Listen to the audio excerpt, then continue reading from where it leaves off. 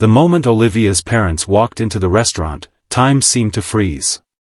There I stood, a complete stranger to them but apparently their daughter's boyfriend, of 6 months, holding a glass of wine and wearing the most confused expression of my life. Across the table, Olivia's pleading eyes begged me to play along, while my 7-year-old daughter Emma sat beside me, innocently coloring her kids' menu, oblivious to the elaborate lie unfolding around us. How did I, a 34-year-old single father who had sworn off dating, end up in this absurd situation? And why, despite every rational thought screaming at me to walk away, did I find myself extending my hand to Olivia's father and saying, "It's so nice to finally meet you both"?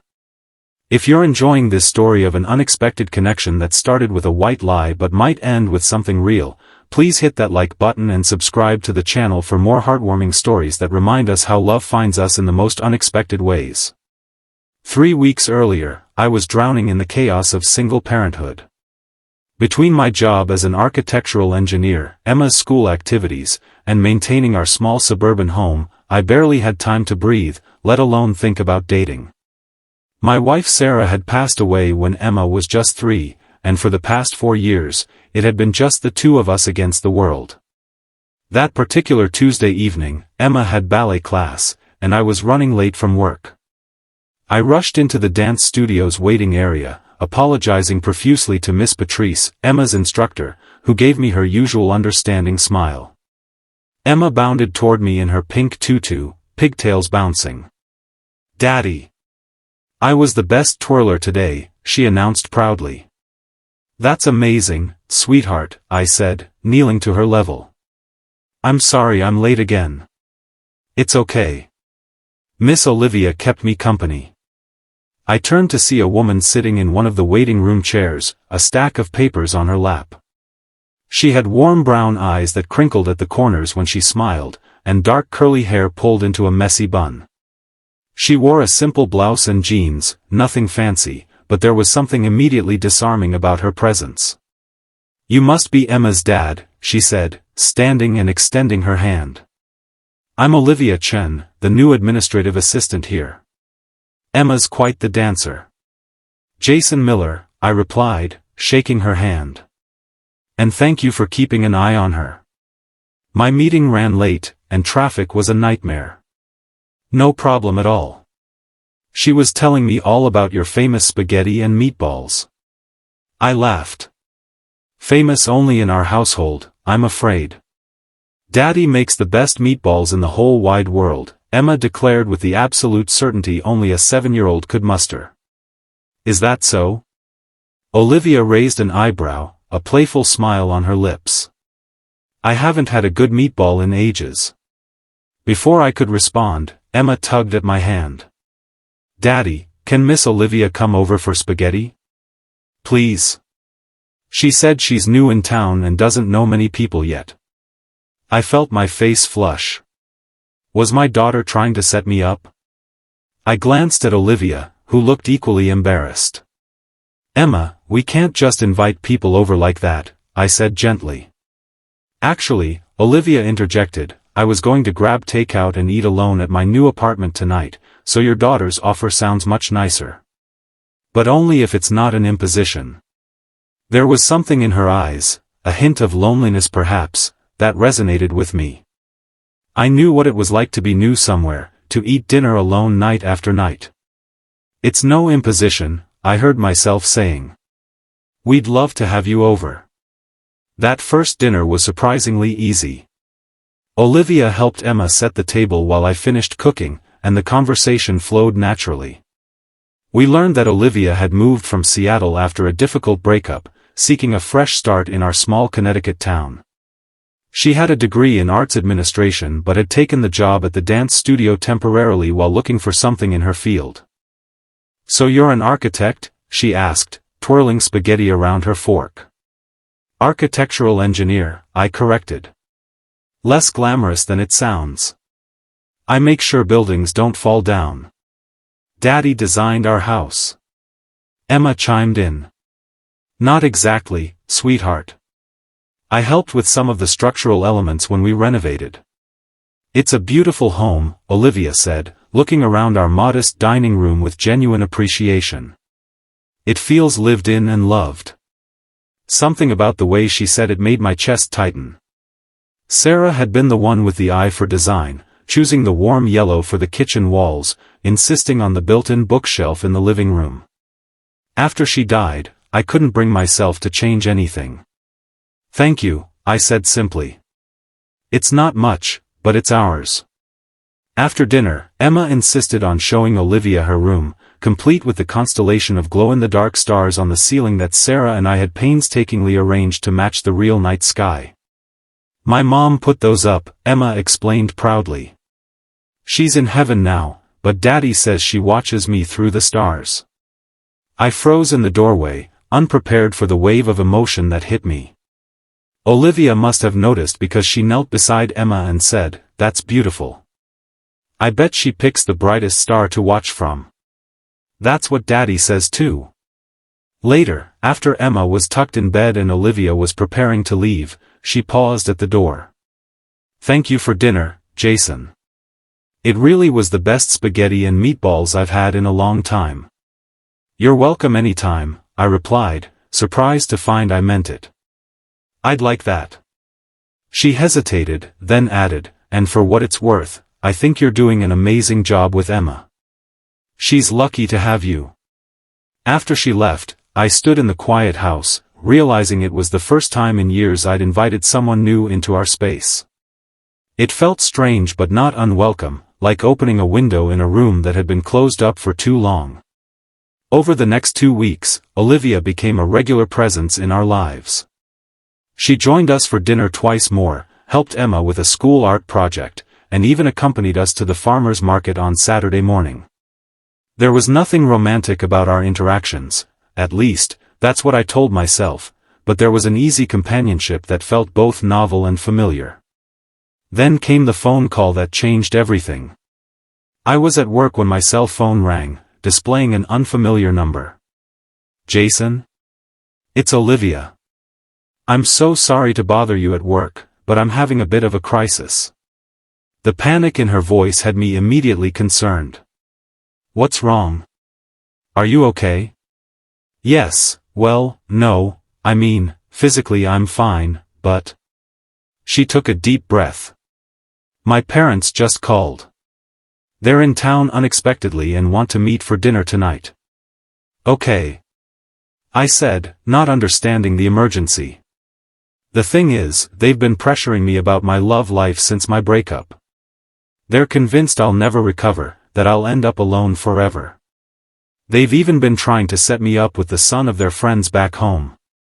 That sounds uncomfortable. It's unbearable. And in a moment of weakness last month, I might have told them I was seeing someone new. Someone wonderful. Someone who makes me happy." I began to see where this was going. "Olivia. I know. It was stupid and immature, and I should just come clean. But they're only in town for one night, and if I could just have someone pretend to be my boyfriend for a few hours, I could avoid the whole uncomfortable conversation and the endless setups they'll try to arrange if they think I'm single." "And you want me to be this pretend boyfriend?" I asked, incredulous. "I wouldn't ask if I wasn't desperate. We get along well, and you're the only person I know here who might be convincing. Plus, they'd love that you have a daughter. They've been not so subtly hinting about grandchildren for years." I should have said no. It was dishonest, complicated, and frankly, bizarre. But something in her voice, the same vulnerability I'd noticed that first night, made me hesitate. "What about Emma?" I asked. "Bring her along. My parents would adore her.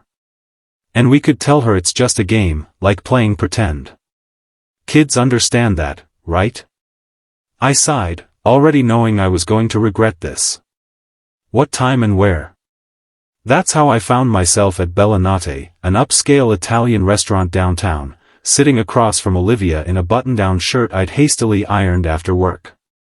Emma sat beside me in her favorite purple dress, excited about the grown-up dinner and the role-playing game Olivia had explained to her. "Remember, sweetie, We're just pretending that Miss Olivia is Daddy's girlfriend for tonight, I had told her on the drive over. Like when we play house and I pretend to be the mommy, she had asked innocently.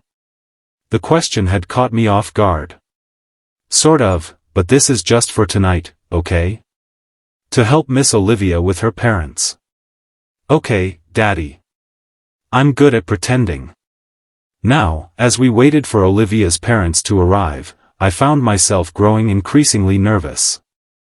Olivia had spent the past 15 minutes briefing me on our relationship history, how we met, at the dance studio, that part was true, our first date, apparently a picnic in the park, and various other details she'd fabricated to make our story convincing. And remember, we've been dating for 6 months, she said, checking her lipstick in a compact mirror. 6 months? Isn't that a bit long for a fake relationship? I had to make it sound serious enough that they'd believe I'm over my ex. Who was your ex again? I asked, trying to keep the details straight. Daniel.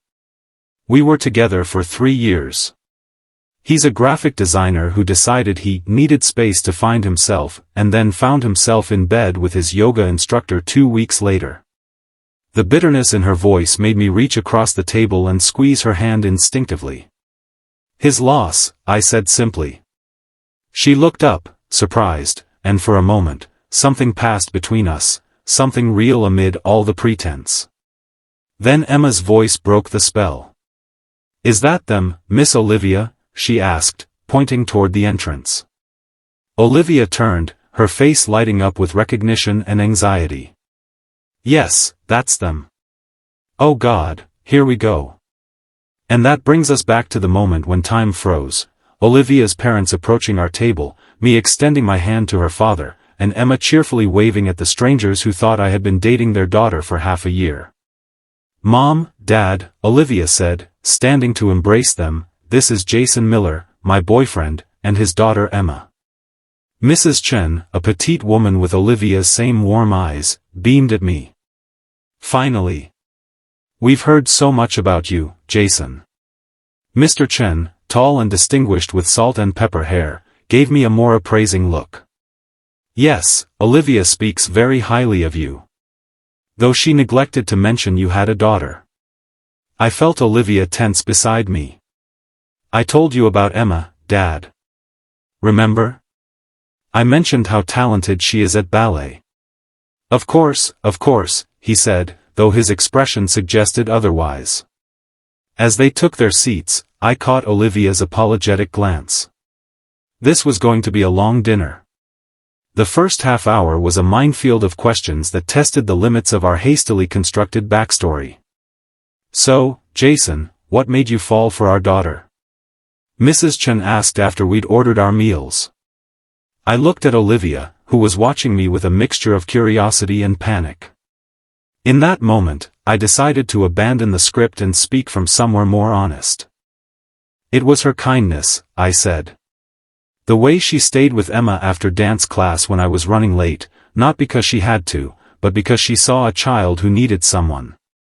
And then there's her laugh, it's completely uninhibited, like she doesn't care who hears or what they think. I smiled, remembering how she'd laughed at the farmer's market when Emma had tried to juggle apples and failed spectacularly. She brings a lightness to our lives that's been missing for a long time. Olivia stared at me, her expression unreadable. Mrs. Chen dabbed at her eyes with her napkin. That's beautiful, she said. Isn't it beautiful, Richard? Mr. Chen nodded, though he still seemed reserved. And what do you do for a living, Jason? I'm an architectural engineer. I work for Brennan and Associates downtown. Ah, so you design buildings? Not exactly. I focus on the structural integrity, making sure the architect's vision can actually stand without collapsing. Daddy makes sure buildings are strong, Emma piped up. Like the Three Little Pigs brick house. Everyone laughed, and some of the tension dissipated. As the evening progressed, I found myself relaxing into the role of Olivia's boyfriend.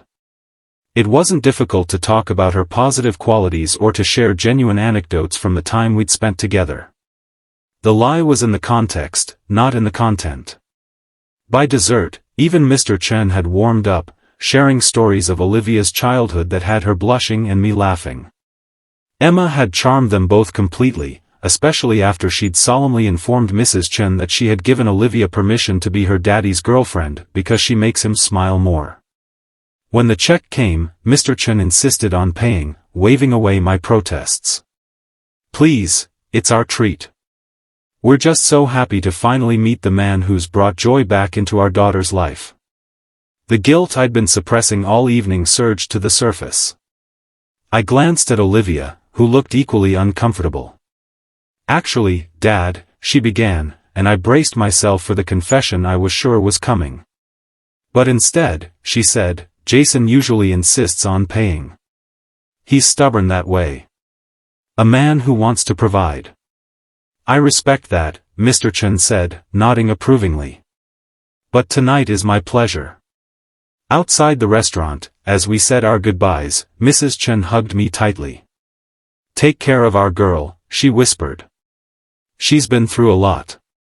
"I will," I promised, and in that moment, I meant it, even though I had no right to make such a promise.